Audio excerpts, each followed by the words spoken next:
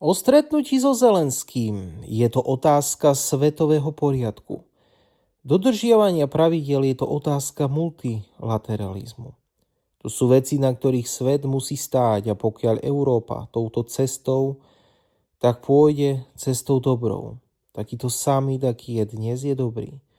Aj na to, že na ňom niekedy vystúpia ľudia, ktorí nemajú dobrý vzťah s Európskou úniou a majú kritické pohľady. Krátko som sa stretol aj s avizovanom rokovaní s ukrajinským prezidentom. Mňa zaujíma v podstate iba jedna téma. Toto téma spočíva v tom, že či chce Ukrajina pokračovať v spoločných rokovaniach vlády.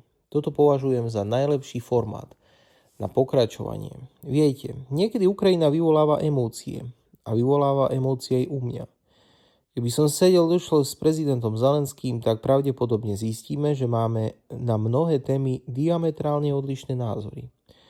Ja mám úplne iný názor na vojnu. Ja mám úplne názor to, ako sa správal. Pokiaľ išlo o ropu, pokiaľ išlo o plyn. Povedal premiér k avizovanému stretnutiu so Zelenským.